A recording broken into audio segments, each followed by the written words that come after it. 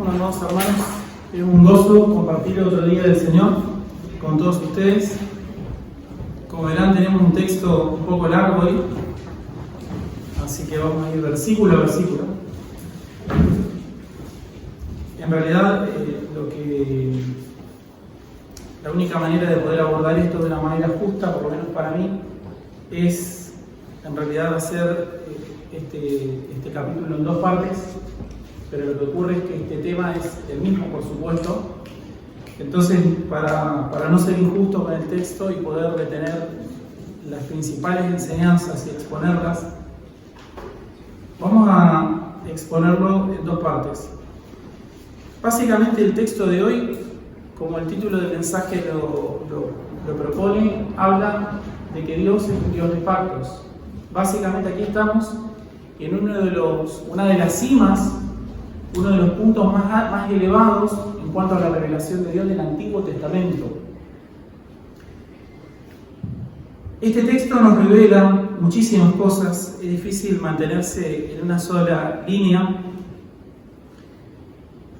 pero básicamente nos lleva a decir lo mismo que dice David en el Salmo 8, versículo 4, que es el hombre para que tengas de él memoria, y el Hijo del Hombre para que lo visites. Básicamente hablar de pacto, cuando hablamos de pacto y hablamos de Dios, básicamente lo que estamos haciendo es exponernos cara a cara a su misericordia, a su condescendencia. El hecho de que Dios haga un pacto con pecadores, un pacto que no es entre iguales, un pacto que es entre un Dios santo, omnipotente, un Dios soberano, justo como no hay igual, con un hombre pecador, semejante distancia entre la criatura y el Creador, lo único que revela no es la justicia de la criatura, no son los méritos del hombre, sino que es la misericordia, esa altura, esa distancia insondable, amados hermanos. Quiero que sepan esto, solo puede estar llena de la misericordia de Dios. ¿Se entiende? Es decir, semejante distancia insondable entre la criatura miserable y un Dios santo solo puede ser llenado por su misericordiosa bondad hacia nosotros. No hay otra cosa, no hay ninguna justicia que pueda de mi parte acercarse un poco al Creador. Es Él que se tiene que acercar a nosotros. ¿Y cómo se acerca al Creador? Se acerca a modo de pacto. Es un pacto que no es entre iguales. Es un pacto, por otro lado, unidireccional, porque somos claramente los beneficiarios de todos los pactos que Dios hace. Porque ¿qué le podemos ofrecer nosotros al Creador? ¿En qué podemos aumentar o disminuir nosotros su gloria? Entonces este texto ciertamente nos debe, si han prestado atención a nuestro hermano que leía, ¿ustedes se dan cuenta todo lo que dice David de Dios después de escuchar esta revelación del pacto? ¿Ustedes se dan cuenta que no termina?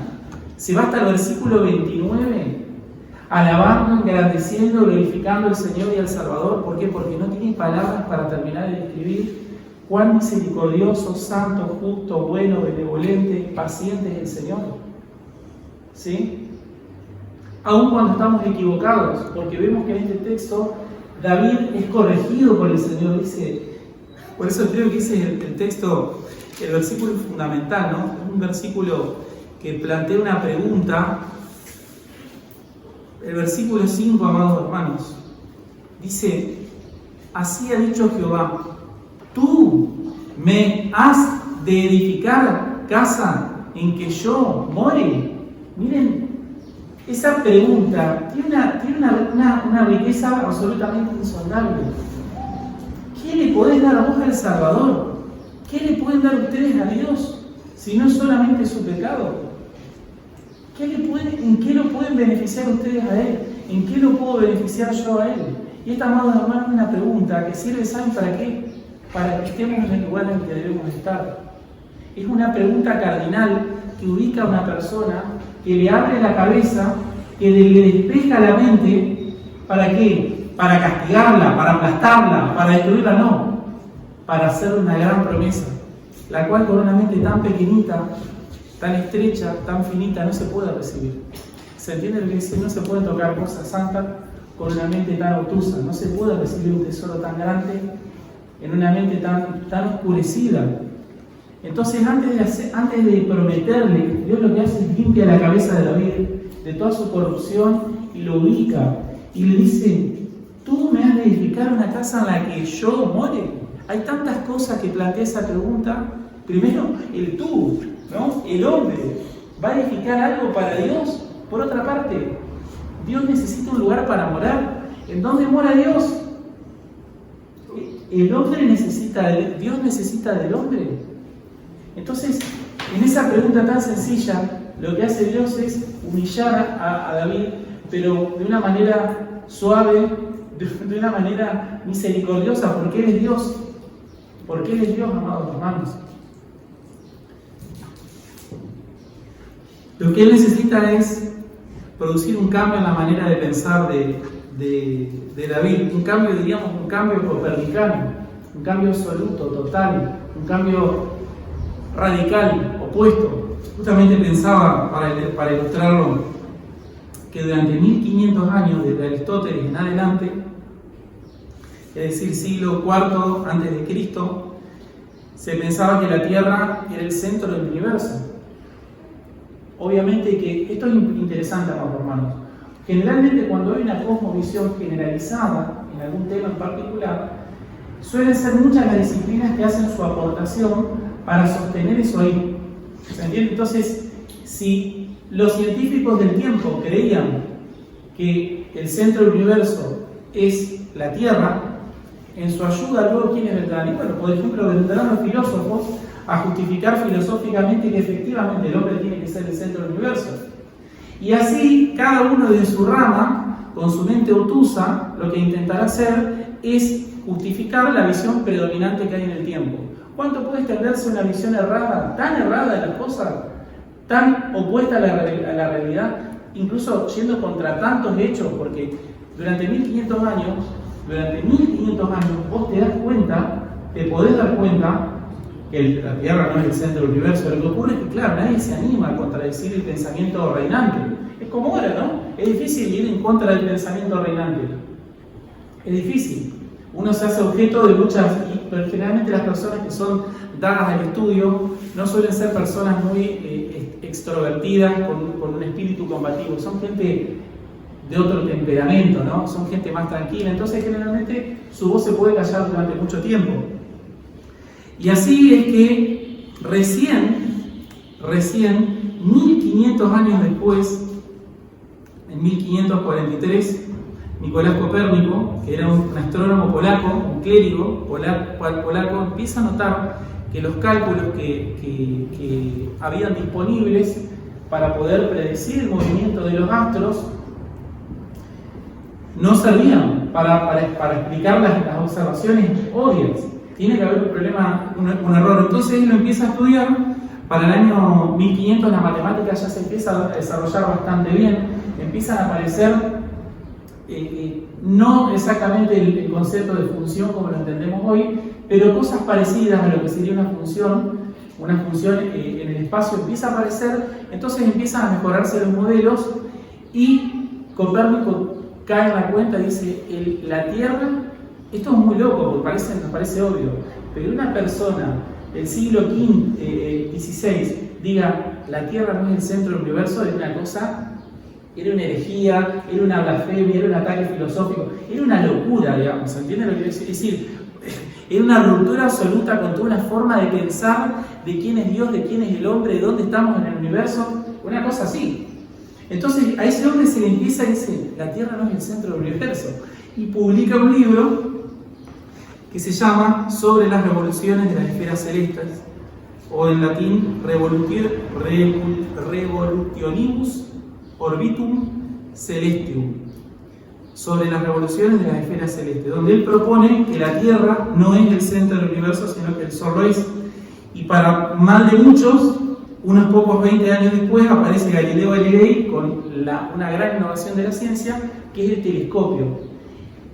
Galileo mejora lo que era la técnica del manejo del vidrio, y gracias a que mejoró la tecnología de las lentes que existían hacia ese tiempo, ¿qué hace? Lo primero que hace, lo pone en un tubo y empieza a mirar con lo que Galileo, con lo que Nicolás Copérnico le había dejado. Y empieza a darse cuenta que Copérnico tenía razón. Empieza a darse cuenta que Venus tenía lunas que eran inexplicables con el sistema antiguo. Empieza a ver pruebas, evidencia de que esto no puede ser. Dice, Copérnico tiene razón. ¿Dónde está Copérnico? Copérnico está encerrado, fue condenado por hereje y le perdonaron la vida, pero estuvieron a punto de matarlo. ¿Por qué? Porque se retractó. O sea, él con los papeles en la mano lo obligaron a retractarse, se tuvo que retractar. Obviamente, como les dije, los científicos generalmente no son personas muy valientes, digamos, ¿no? Se retractó, por eso no lo mataron. Y ahora Galileo tiene la prueba irrefutable, porque está viendo las lunas de Venus que fueran imposibles con el sistema anterior. Esta ilustración nos puede mostrar un poco de lo que le pasó a David y un poco de lo que le tiene que pasar al hombre cuando tiene un verdadero encuentro con Dios. De pronto te das cuenta que no soy el centro del universo. De pronto te das cuenta que la vida no gira, que el universo no gira en torno a vos, no gira en torno a tus intereses, no gira en torno a lo que a vos te gustaría que fuera. Y lo empezás a ver no de una manera pesimista, porque la gente del mundo se da cuenta de que esto es así. Vos lo empezás a ver como la palabra de Dios te dice que lo tenés que ver. El creyente es decir, todo el mundo sabe esto. Hay filosofías como el estoicismo que lo reconocen y dicen, bueno, uno tiene que presentar una respuesta valiente frente a la inclemencia de la ley. Es decir, el mundo se da cuenta de esto. Lo que ocurre es que lo ven mal, no tienen el telescopio de la palabra de Dios que muestra con claridad cómo son las cosas. Se entiende, el creyente, al ver la inmensidad de un Dios tan poderoso, lo que siente en su alma no es angustia, no es tristeza, no es valentía. Bueno, voy a presentar una respuesta valiente, no. Lo que hace el creyente es confía. ¿Por qué? Porque el Señor Jesucristo ha dicho que Él estaría con nosotros todos los días hasta el fin del mundo. Y si Dios, el creador del universo, lo ha prometido, entonces, ¿quién soy yo? Diríamos, repetimos la pregunta.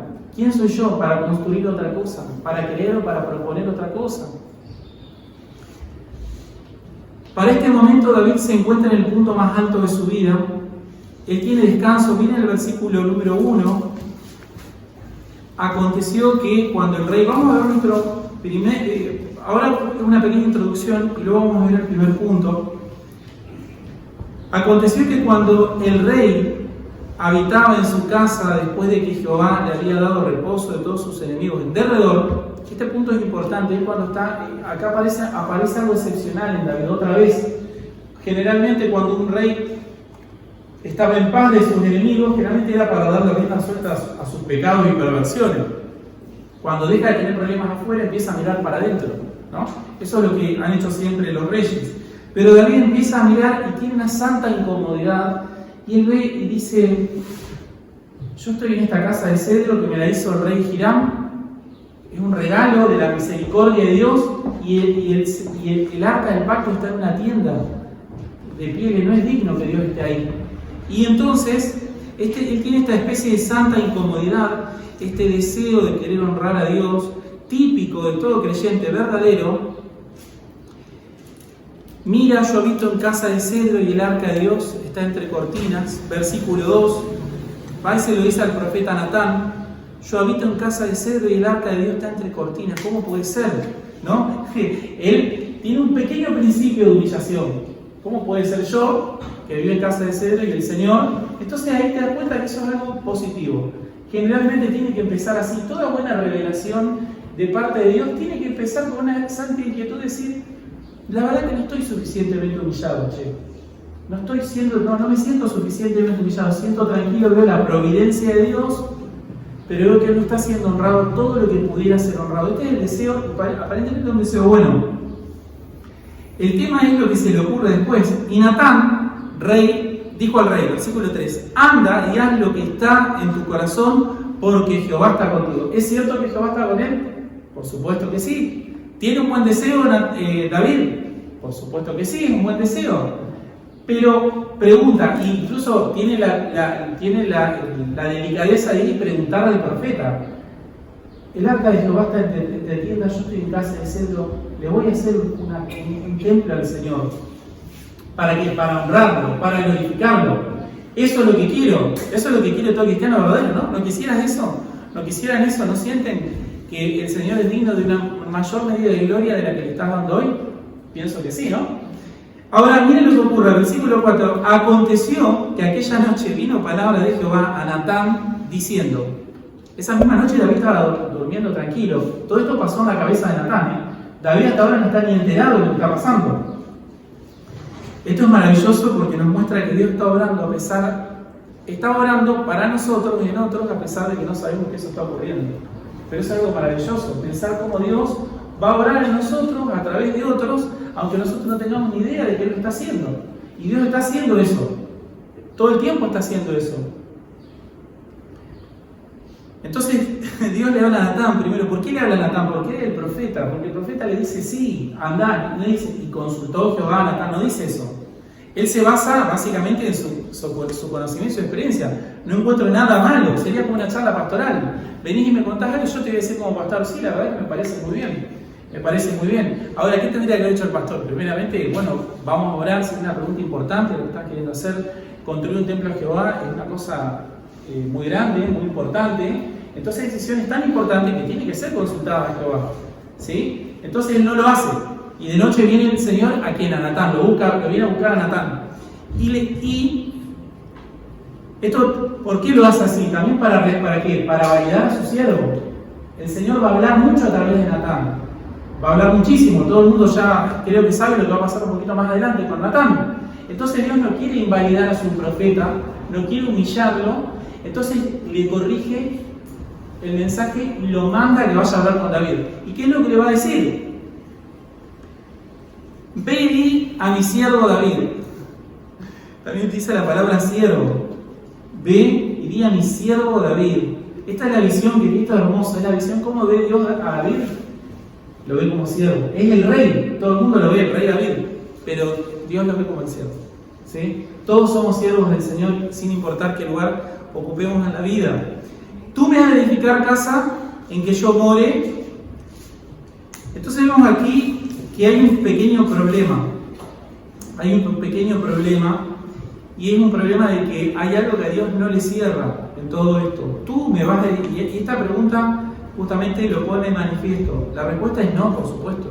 Ciertamente no he habitado en casas desde el día en que saqué a los hijos de Israel de Egipto hasta hoy, sino que he andado en tienda y en tabernáculo. Entonces, vemos que hay una negativa divina por parte del Señor y vemos que Él da un primer argumento.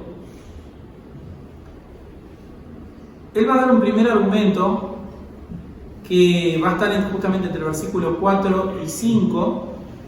Es una manera divina de corregir esta suposición teológica de que él piensa que honrar a Dios es darle una casa estable, pero Dios revela que Él no necesita ser contenido o servido por manos humanas. Entonces este es el primer error que solemos cometer a Dios, ¿no? Señor, yo te voy a honrar y te voy a glorificar, viendo una necesidad evidente, siendo yo quien tiene la potestad de hacerlo, entonces yo te voy a honrar y te voy a glorificar con una idea que a mí me parece muy buena. Pero la pregunta es, ¿pero Dios te demandó eso?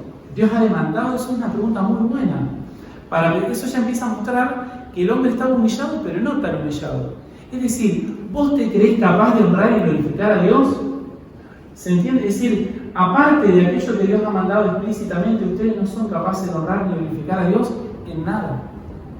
En nada, ni yo tampoco. Entonces, siempre es una sana necesidad espiritual consultar la palabra del Señor a través de todos los medios que Él nos ha dado. ¿Por qué? Porque vos no podés, tenés que entender esto, vos no podés honrar ni glorificar a Dios en nada. Ese es el primer error que hay que corregir. Vos no sos digno, ni tenés la fuerza, ni la inteligencia, ni la capacidad, ni nada. Primer error. Ustedes no son dignos, ni capaces, ni nada de lo que se demanda, ni yo tampoco, para honrar a Él como Él merece serlo. Recuerden la distancia en la que Él está. Entonces, si vos vas a hacer algo, tiene que ser algo explícitamente demandado por Él. Tiene que ser algo confirmado por él, y más si es algo tan importante todavía. ¿Se entiende? Entonces tenés que partir de la humildad de decir, en mis fuerzas no tengo nada para ofrecerle a Dios. Aunque todo el mundo me diga lo contrario, su palabra demanda que yo no soy digno de él. En nada. Entonces este es el primer argumento. Luego va a dar otros argumentos. Dios le explica a David, eso está del versículo 6 al 7. Y en todo, en cuanto he andado con todos los hijos de Israel, he hablado yo palabra alguna de las es decir, no estás en lugar, posición de, primero, no estás en posición de adorarme, segundo, no te lo demandé, eso es lo que voy a decir ahora, ni estás en el lugar para hacerlo, ni tenés la capacidad de hacerlo, y si lo tuvieras, tampoco te lo demandé.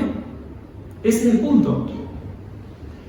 Dice 6. Ciertamente no he habitado en casa desde el día en que saqué a los hijos de Israel de Egipto hasta hoy, sí, sino que he andado en tienda y en tabernáculo, y en todo cuanto he andado con todos los hijos de Israel. ¿He hablado yo palabra alguna de las tribus de Israel a quien haya mandado apacentar a mi pueblo de Israel, diciendo, ¿por qué no me habéis edificado casa de cedro? Entonces Dios le explica a David, digamos, el qué y para qué. A ver, David, vos me querés hacer un templo, pero yo te voy a explicar qué es un templo y para qué sirve un templo. ¿Sí? ¿Qué es un templo? Le explica el qué y el para qué.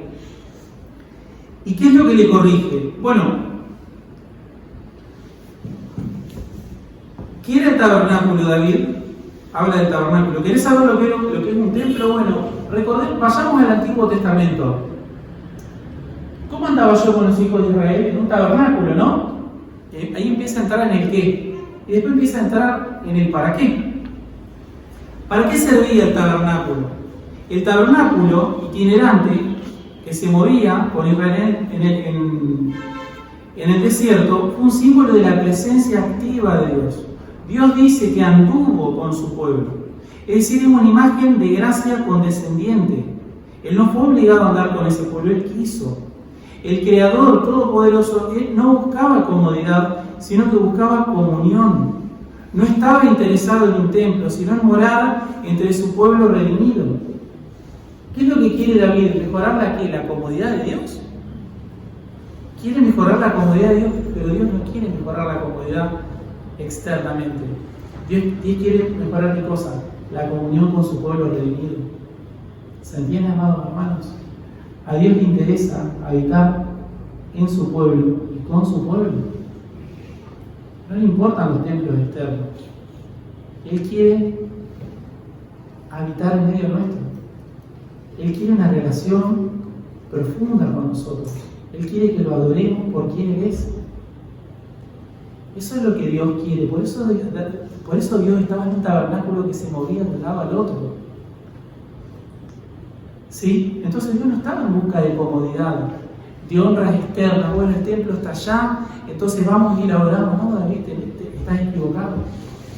El tabernáculo justamente andaba con mi pueblo porque yo quería habitar con mi pueblo.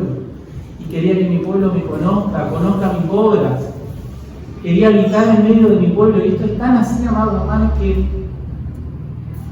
está preparando el corazón en realidad ahora se está preparando el corazón del profeta. David todavía no sabe de nada. David está durmiendo. Debe estar soñando con la lira David en este momento. No sabe nada David. Está preparando el corazón de David por este mensaje que le está dando a el profeta Natán. Dios pretende algo más que un templo hecho por manos humanas. Entonces, esta negación a David no es un rechazo, sino que básicamente es una corrección teológica. Dios muestra que no depende del celo para ser glorificado. La adoración genuina no se va a medir nunca por la grandeza de nuestras obras, sino por la obediencia a su revelación explícita. Por eso dice, ¿yo demandé algo de eso? No. Entonces, si vos estás haciendo algo que Dios no demandó, no lo estás adorando. Por eso es tan peligroso, amados hermanos, es tan peligroso el fanatismo religioso. ¿Sí? ¿Qué sería el fanatismo religioso? Bueno, el fanatismo religioso es una actitud, es una conducta, es una especie de celo hacia Dios sin todo el contenido teológico, bíblico y espiritual que a ese celo le corresponde. ¿Sí? Es la típica persona que está muy entusiasmada con Dios y justamente a eso apelan las falsas iglesias. ¿A qué cosa? Vencé para Cristo, te gritan, ¿no? Y te motivan y te exaltan, y uno sale fervoroso. Sí, voy a dejar de mirar pornografía. Sí, voy a dejar este pecado terrible. ¿No? Así sale la gente, ¿no? Enfervorizada. Pero ¿qué ocurre? Soy ignorante de quién es Dios. Tenés muy buenas intenciones como David, pero no sabés quién es el Dios al que estás adorando. ¿Se entiende? Fervor religioso absurdo, inútil. ¿Está? Buenas intenciones, pero con un corazón teñido de ignorancia, teñido de orgullo. ¿Crees que sos capaz de hacerlo? Y además te animás a hacerlo sin que te lo haya demandado. ¿Se entiende? No se puede recibir una promesa grande de parte de Dios en ese estado. Por eso es necesario que todos recordemos esto. Dios le dice, ¿qué es el templo de David? Es el símbolo de la presencia activa de Dios en medio de su pueblo. ¿Y para qué sirve David? Para tener comunión con mi pueblo, con mis amados. Y amados hermanos, a Dios eso es lo que le interesa. Que ustedes le conozcan a Él, que ustedes lo amen a Él, que ustedes tengan una devoción profunda hacia Él. Eso es lo que Dios demanda. No le interesa, yo soy miembro de la iglesia, sí, ahora soy miembro de la iglesia, tomo la cena del Señor, me bautizo y todas esas cosas, muy bien, pero ¿sabes qué pasa? Dios, eso no es el meollo de la cuestión. Eso es querer, no estás ni en posición de tomar la cena del Señor, ni en posición de bautizarte, no lo estás, ninguno de lo estamos. Lo hacemos porque Él nos lo permite hacer, por gracia y por misericordia, porque Él nos lo ha dado como un regalo de gracia y misericordia. Pero ustedes no son dignos de tener ese pan en su mano, ni yo tampoco. ¿Se entiende lo que digo? No se lo merecen, ni yo tampoco. Entonces, Dios muestra que el ser humano no sirve para nada, sino un ser ignorante. La adoración genuina no se mide por la grandeza de tus obras, sino por la obediencia a la palabra de Dios. Por eso es importante. Dios ha revelado esto. Lo pedí, dice el Señor. No lo pedí. Entonces, si no lo pedí, entonces no estás ni en la posición de hacerlo, ni tampoco tenés el derecho de hacerlo. Desde el versículo 8 al 9, vamos a ver quién es quién. Vamos a ver quién es quién. Dios pone a David en su contexto. Del 8 al 9 le dice: ahora pues dirás a mi siervo a David, así ha dicho Jehová de los ejércitos, yo te tomé del redil. Es maravilloso, ¿no? Lo lleva al punto más, es decir, cuando ni siquiera su propio padre se acordaba de quién era él. Y lo caracteriza justamente con una de las profesiones más humildes que había. Eras un pastorcito, yo te tomé del redil. Ni tu padre se acordaba de ti. Amados hermanos, ¿no los ha tomado Dios del redil a todos ustedes? ¿No los han sacado de allí del fondo del redil?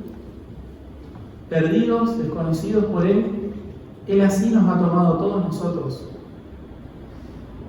Yo te saqué del redil, le dice al rey le está diciendo esto. Yo te saqué del redil, de detrás de las ovejas. Hasta las ovejas estaban delante de él.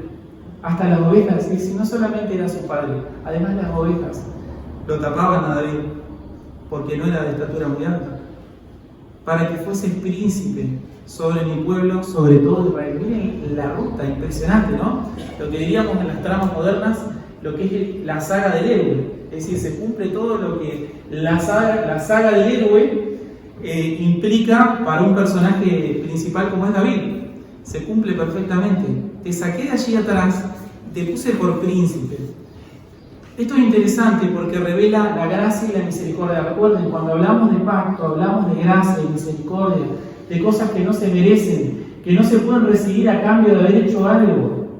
¿Se entiende? Si David hubiera hecho algo, si David, digamos, hubiera utilizado su libertad, por ejemplo, su deseo, por así decirlo, de buscar a Dios, entonces debiera decir algo así. Miren, versículo 8. Así ha dicho Jehová de los ejércitos: yo te tomé del redil de detrás de las ovejas, porque ibas a ser príncipe sobre el pueblo de Israel. Porque quisiste, ¿sí? Porque decidiste, o porque ibas, debería decir, ¿no? Pero no dice porque ibas, es decir, no es que Dios vio en David que David iba a responder favorablemente, entonces, como David ve, como Dios ve que David va a responder favorablemente, entonces debería decirle, he estado contigo, debería decirle, yo te tomé del redil, de detrás de la oveja, ¿eso es cierto? Sí, porque ibas a ser príncipe sobre el pueblo de Israel. Debería decir algo así. Si Dios estaría actuando en consecuencia de algo que previamente hubiera visto en David, porque como ibas a ser, entonces te llamé, ¿no? Pero no dice eso, dice para que fueses. No tiene alternativa, David, ¿sí? Dios trazó tanto el fin como el principio como los medios. Dios traza absolutamente todo. No es en respuesta a algo que especialmente hubiera habido bueno en David. Y amados hermanos, así es la gracia y la misericordia de Dios. Es inmerecida. No responde a algo bueno que hubiera habido en mí. ¿Se entiende? No responde a algo por justamente la distancia entre Dios y la criatura es tan grande. Estamos tan detrás que Él no puede depender de mí en nada, para nada. ¿Sí? Ahora, detrás hay un misterio, por supuesto. ¿Cuál es el misterio? Bueno, lo vamos a ver más adelante. Porque le dice, para que fueses príncipe sobre el pueblo, sobre Israel. Versículo 9, y he estado contigo en todo cuanto has andado. Es decir, vemos ahí un misterio para nosotros. ¿Cómo funciona la soberanía de Dios y la responsabilidad humana?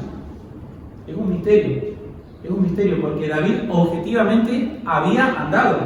Has andado, está hablando en tiempo pasado, anduviste, pero ¿qué dice atrás? Viene en el orden, yo estuve contigo en todas las cosas en cuanto has andado. ¿Quién toma la iniciativa? Dios, ¿no?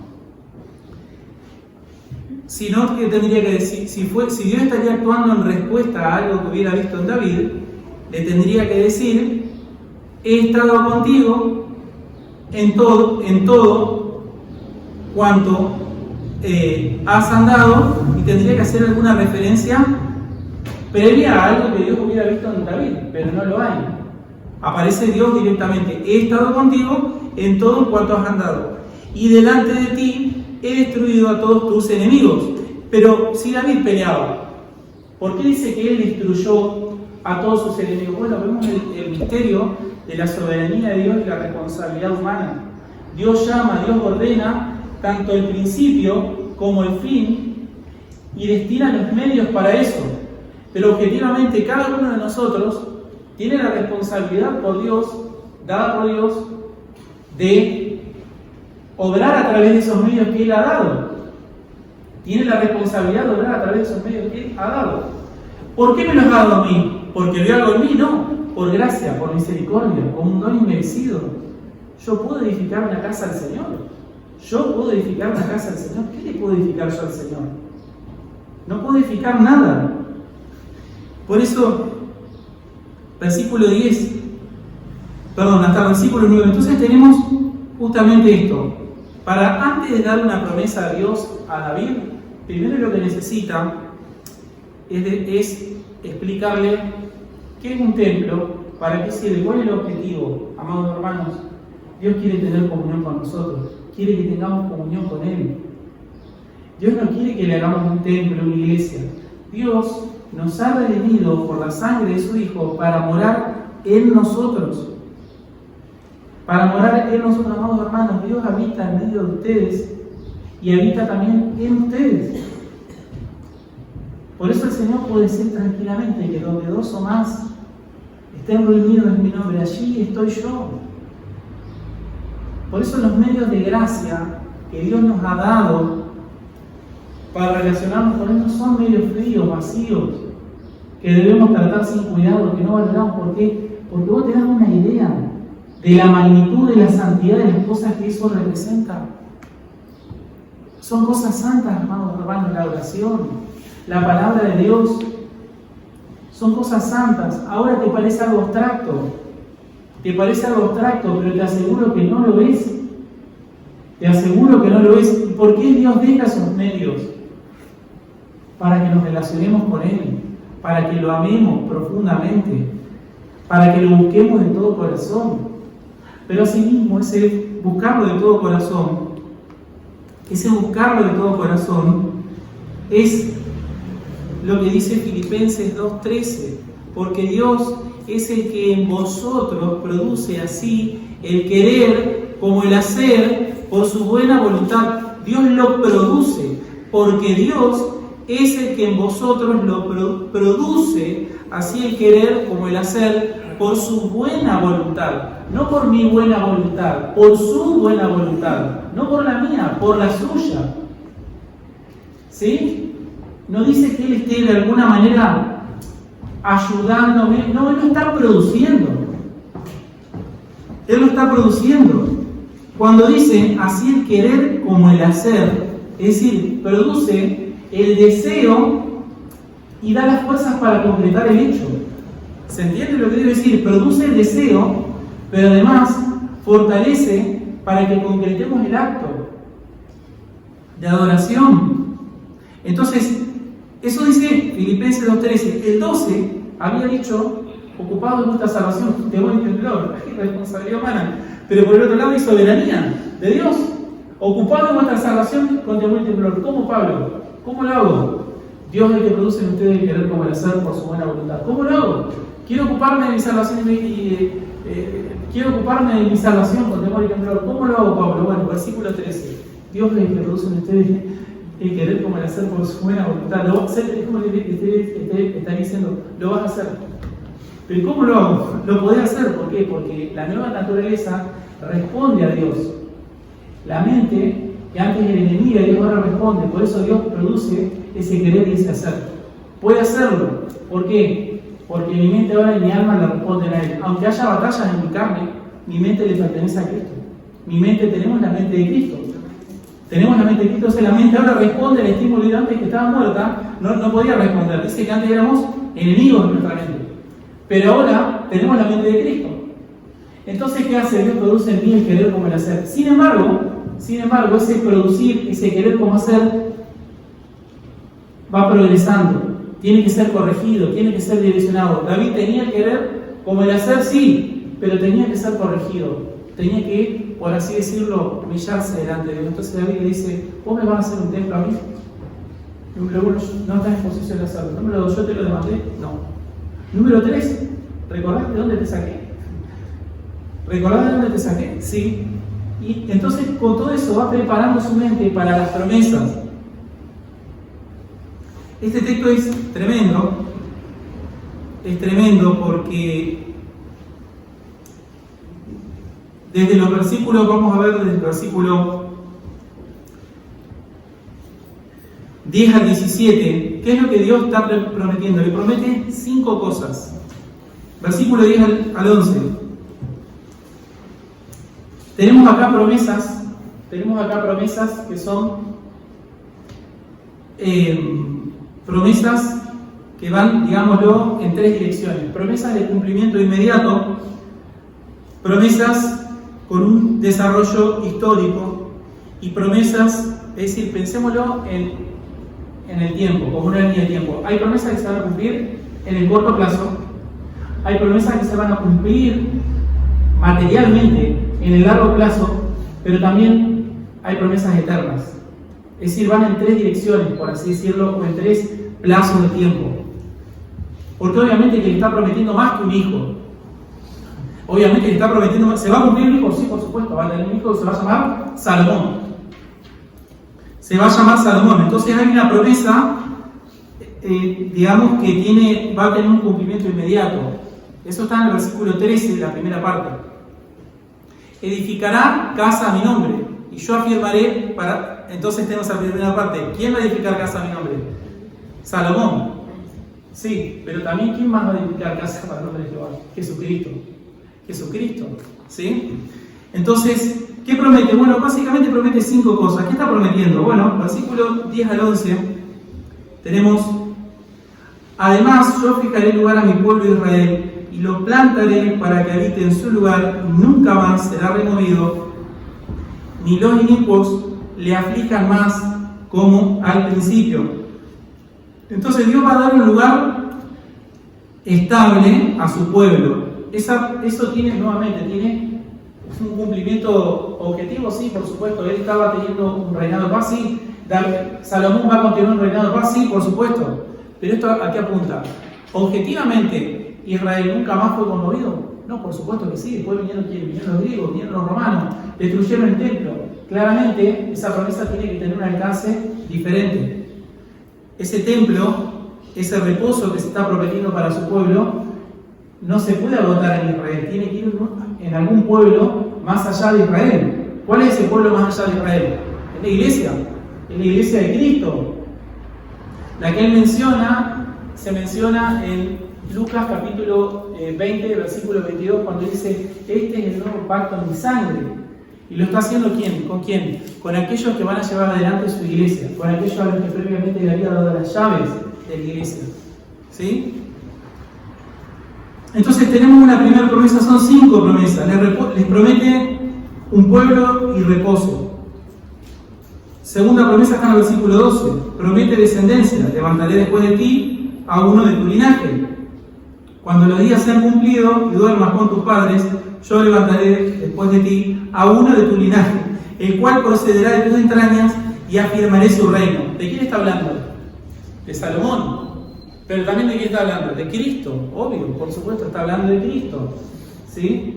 No somos, aquí vemos un pasaje cristocéntrico. Esto está hablando principalmente de David, principalmente de Salomón. No, este pasaje está hablando principalmente de Cristo.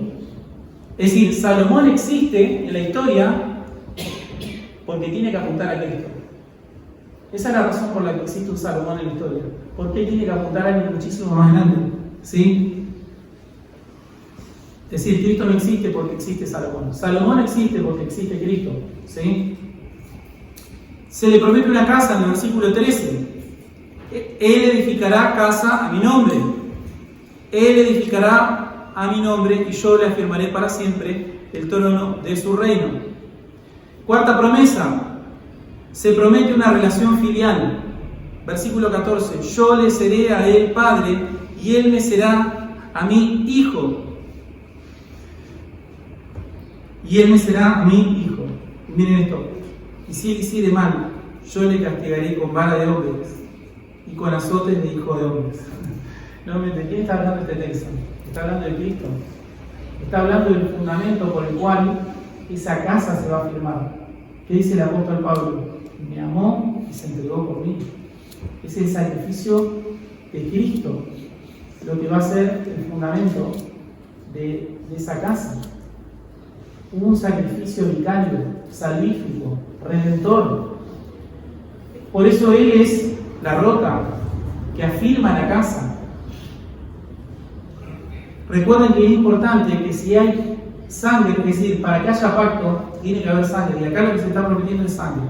Todo pacto se sella con sangre. Acá se está prometiendo que va a haber sangre que va, es decir, justamente está apuntando hacia adelante. Está apuntando hacia adelante, hacia el pacto, hacia el nuevo pacto que se va a consumar. Entonces, aquí vemos justamente una sombra de esa sangre. Y si él hiciere mal, yo le castigaré con vara de hombres. La pregunta es: ¿Cristo hizo mal? La pregunta es: ¿Cristo hizo algo mal? No. Justamente lo que ocurre es que él va, aunque no haga mal, va a tomar qué cosa sobre sí mismo. La contradicción de todos los pecadores sobre sí mismo. Entonces, aunque él no hizo mal, aunque no hubo engaño en su boca, él fue azotado por varas de hombres. Versículo 16. Versículo 15, bueno, dice: pero mi misericordia no se apartará de él, como la aparté de Saúl, al cual quité delante de mí. Versículo 16. Y será firmada tu casa y tu reino para siempre, delante de tu trono, de tu rostro, y tu trono será estable eternamente. Se promete una permanencia eterna del trono. ¿A qué apuntan estas promesas? Bueno, como lo dije anteriormente, teológicamente esto es un pacto unilateral. Dios mismo garantiza el cumplimiento sin ninguna condición humana, no le está condicionando a nada. David, ¿tú sabes qué, David? Se va a hacer así. Es un pacto unidireccional, unilateral de Dios, que se basa en su sola soberanía. Bueno, ¿cómo se cumplen las promesas? En el corto plazo, Salomón va a cumplir parte de esto, él va a construir un templo. Pero obviamente que en el plan eterno, el Hijo de David es Jesucristo, quien cumple totalmente. Cristo es el verdadero templo que se está prometiendo. Cristo es el Hijo eterno de Dios. Cristo va a reinar y reina sobre un trono que nunca jamás se va a desmoronar. Entonces el pacto davídico, digamos que es un punto, un pico más, que nos revela justamente en mayor medida lo que es el pacto de gracia. Su cumplimiento final está en la persona y en el reino de Cristo. Ahora, nuestra seguridad entonces, amados hermanos, no debe descansar en las circunstancias. Justamente esto lo que nos muestra es que esto no depende de David. No depende de David el cumplimiento de todas estas cosas. Dios lo va a hacer igual. Algo también muy interesante y muy llamativo de esto es que justamente, ¿por qué nos estamos dando cuenta de que esto justamente muestra la gracia de Dios, este pacto? Porque este pacto davídico apunta y revela en mayor medida el pacto de gracia. ¿Por qué lo vemos? Porque Dios no le está acusando de nada a David. Justamente, como esto no depende de los méritos de David, entonces Dios no va a mencionar los méritos de David. No le dice, podría haberle dicho, ¿sabes qué, David? Vos no me vas a construir un templo porque vos derramaste mucha sangre. Podría haber hecho, pero no hace ninguna mención de eso. No le menciona ninguno de sus pecados. No le menciona ninguna de sus faltas que las había tenido. ¿Por qué? Porque Dios estaba mostrando su gracia, su condescendencia, sus promesas inmerecidas a un hombre indigno. ¿Qué podemos aplicar o qué podemos aprender de esto, amados hermanos? Yo creo que podemos sacar 3 enseñanzas. Primero, la fuente de la adoración. Toda intención de querer obedecer a Dios, de vivir una vida santa y recta, son actitudes que tenemos, no para ganarnos el favor de Dios, sino justamente porque ya lo tenemos. Aunque el creyente es responsable de ocuparse de su salvación, el Señor es quien en realidad produce buenas obras y frutos espirituales en la vida de los creyentes. Esto se lleva a cabo porque Él obra por medio de nosotros con su Espíritu en nuestro interior. Es decir, a lo que David estaba apuntando era otro templo mejor, es Cristo. ¿Sí? Justamente Juan dice que él usa una palabra que dice que habitó entre nosotros. La palabra que utiliza la misma palabra para tabernáculo. Yo le he dicho muchas veces, dice que él, digamos, se tabernaculizó entre medio nuestro. Es decir, el Hijo de Dios, Dios mismo vino a habitar en medio nuestro. Eso es lo que la palabra significa. Habitó entre nosotros significa se tabernaculizó entre nosotros. El templo, que era la morada del Dios viviente, se hizo persona en Cristo. ¿Se entiende lo que es una cosa impresionante? En Él habita toda la plenitud de la deidad. Toda la plenitud, piensen eso, toda la plenitud de la deidad. Y Él murió por nosotros. ¿Para qué? Para que nosotros, redimidos por su sangre, la sangre del nuevo pacto, ahora seamos templo del Espíritu Santo y como iglesia de Dios, casa del Dios viviente. Entonces, nosotros le amamos a Él porque Él nos amó primero. Nosotros le amamos a Él porque Él nos amó primero. El poder de Dios hace que su iglesia se disponga todos los días a llevar vidas piadosas. Juan dice claramente, nosotros le amamos a Él porque Él nos amó primero, no porque Él vio que yo lo iba a amar. Yo lo amo porque Él me amó primero. Si no hubiera sido así, jamás lo hubiera amado. Jamás lo hubiera amado. Por eso es la misericordia y la grandeza de Dios, porque yo estaba entre medio de las ovejas perdidas. era una oveja descarriada, y entre medio de esa oveja, de todas esas ovejas descarriadas, me tomó a mí y los ha tomado a ustedes, quienes han puesto su fe en Cristo. ¿Para qué? Para que ahora no reinen sobre Israel, pero para que sean un real sacerdocio y una nación santa, un pueblo adquirido para Él. Reconocemos entonces, el primer punto es entonces la fuente de adoración. Toda intención de querer adorar, obedecer a Dios, de tener una vida santa y recta, esos sentimientos y deseos de decir, yo no puedo negar que el Evangelio es cierto, tengo que dejar de pecar, tengo que honrar y glorificar a Dios.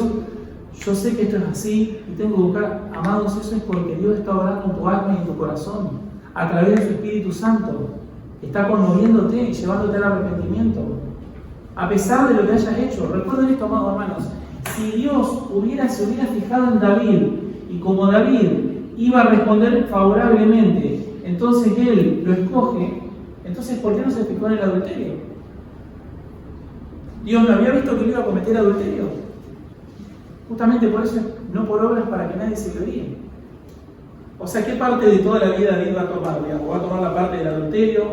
¿Qué parte va a tomar la parte en la que mandó matar a Urias? ¿Qué parte va a tomar? ¿Cuál de todas las intenciones de David es con la que Dios se va a basar para escoger a David? No, es por gracia y misericordia. Siempre que estamos delante de un pacto con Dios, deben recordar que los pactos de Dios muestran su gracia y su misericordia, su favor benevolente, su deseo de hacernos bien. Muestra que no hay nada digno en nosotros que Él pueda considerar como apto o bueno, ¿sí? Sino que de una misma masa Él nos escoge. Sin embargo, hay un misterio entre la soberanía de Dios y la responsabilidad humana. Reconocemos eso. Es un misterio cómo funciona, pero sabemos que Dios ha determinado tanto los fines como los medios. Él ha determinado los fines y los medios, y dice Filipenses que produce el querer como el hacer por su buena voluntad. Aquella persona que entiende correctamente esto, entonces, ¿qué hace? Va a pelear por su salvación con temor y temblor. No porque quiera que la puede perder, no porque quiera que la puede sostener, sino porque confía en aquel que prometió. Y promete justamente no para condenarnos. Justamente el Señor no vino a condenarnos. Él vino, se hizo hombre y murió en la cruz para salvarnos, no para condenarnos. ¿Sí? Segunda aplicación, la forma de adoración. Ahora que reconocemos el verdadero origen del deseo de adorar a Dios, proviene de Él, es para Él, debemos reconocer que debemos adorarlo como Él quiere, conforme a su palabra. No debe sorprendernos que nuestros planes, nuestro deseo de adorarlo, de buscarlo a Dios, sean modificados por Él. ¿No te ha pasado lo que a mí me ha ocurrido? Estaba orando de una determinada manera hasta que vino un hermano y me dice, hermano, no tenés que orar de esa manera. Yo no sabía que no tenía que orar de esa manera. No tenés que orar de esa manera a Dios. Tu intención es buena, sí, pero vos lo tenés que hacer como la palabra que te indica. No te tiene que sorprender que cuando vos querés adorar a Dios seas corregido, no por un consejo humano, porque la palabra de Dios dice que eso no es así.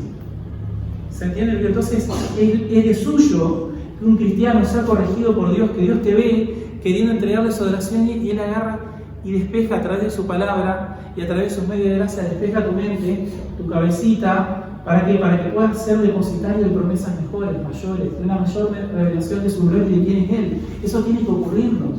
Eso ocurre en un creyente verdadero. Tercera y última aplicación, la intención de adorar. Dijimos la fuente de adoración, la forma de adoración y la intención de adoración. La fuente de toda adoración es Dios mismo. La forma de adoración es conforme a su palabra. Tercer punto es la intención justamente de adoración. David quería hacerle un templo a Dios, cosa que él no había demandado. Además, las intenciones de David son realmente limitadas en tiempo, en espacio, en motivos. Sin embargo, Dios toma esos pocos panes y peces y manifiesta su verdadera intención. Él quiere no que le hagan un templo para que vengan a adorarlo esporádicamente. Él mismo va a edificar, como dije, su templo mayor, en significado espiritual, para habitar en medio de su pueblo. Entonces, esta promesa de Dios a David nos muestra la visión elevada de la redención del pueblo de Dios y de la adoración a su nombre que Dios desea. O sea, David, piensa en esto, David quiere decir, le voy a construir un templo a Dios, y Dios toma eso, lo corrige y le hace una promesa que va mucho más allá. de lo que David jamás va a ver en este mundo y en esta tierra. ¿Se entiende lo que quiere decir? Ese deseo, esos pocos panes, peces de David. Sí, realmente Dios, a partir de eso, despeja su mente y le hace una promesa inimaginable. Y así, amados hermanos, ocurre con nosotros cuando nos acercamos a los medios que Él ha determinado para que le adoremos. Ustedes saben lo que es tomar la cena del Señor, tener ese pan en tu mano, en la cual el Señor Jesucristo dijo justamente en Lucas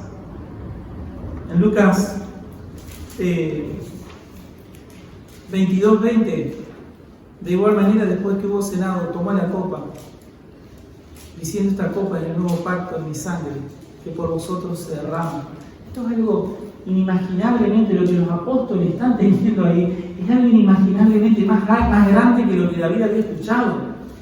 Porque ellos tienen la sangre y dicen: esta copa que tenés en tu mano es la sangre del nuevo pacto, que por vosotros se derrama. Imagínense tener esa copa en tu mano. Cuando le dice: ¿cómo he deseado comer con vosotros esta Pascua? Habiendo tomado la copa, dio gracias por tomar esto, repartirlo entre vosotros, porque os digo que no beberé más del fruto de la vid. Y tomó pan y dio gracias, y lo partió, y les dijo: esto es mi cuerpo que por vosotros es dado. Amados hermanos, cuando hay una persona que quiere rendirse y adorar a Dios, por más de que sea ignorante, orgulloso, que no lo está haciendo correctamente, Dios no te deja en tu ignorancia. Esos apóstoles que se sentaron en esa mesa no sabían lo que era el pan y el vino, y Dios no los dejó en su ignorancia, pero ellos estaban sentados a la mesa. Y amados hermanos, hoy ustedes están sentados a la mesa. Todos ustedes, al escuchar la palabra de Dios, deberían rendirle culto, aunque sean ignorantes en muchas de las cosas del Señor, aunque tal vez no tengan las mejores motivaciones correctas, aunque no están suficientemente humillados. Es la intención de Dios que tu mente sea aclarada para que puedas recibir mejores promesas y para que lo adores mejor por quien Él es, para que te acerques a los medios de gracia que Él ha determinado, que son la oración, la palabra de Dios y la comunión entre los santos de una manera mucho más reverente. Hay grandes promesas en el Señor que están disponibles para nosotros hoy. Termino con un texto, Salmo 37, del 3 al 4 dice: confía en Jehová y haz el bien, y habitarás en la tierra, y te apacentarás de la verdad. Y este es el pasaje, el versículo clave de hoy para mí también, como conclusión: deleítate a sí mismo en Jehová, y Él te concederá las peticiones de tu corazón. ¿Sí? Deleítense, amados hermanos, en la oración, en la palabra de Dios. Él no ha puesto sus medios para que los trate de manera externa. Decir, bueno, voy a orar. Él nos pone ahí para que nos deleitemos en Él, ¿sí? Para que nuestra mente sea corregida, cambiada, y ciertamente lo conozcamos más a Él cada día. Terminamos con una oración. Padre nuestro que estás en los cielos, oh Dios, te damos gracias en esta tarde por tu palabra, que ciertamente es alimento de vida. Ciertamente nuestras intenciones son advertidas a reconocer nuestra indignidad, a reconocer tu justicia y escudriñar tu palabra antes de hacer cualquier cosa, y recordar que también, de la misma manera que hoy a David no le has recordado sus pecados, hoy tampoco nos lo has recordado a nosotros, sino que nos has recordado que a pesar de ellos has sido condescendiente con nosotros. A pesar de ellos has enviado a tu Hijo a través de muchas señales para que podamos reconocerlo. Te damos toda la gloria, Señor, toda la honra en el nombre de Jesús. Amén.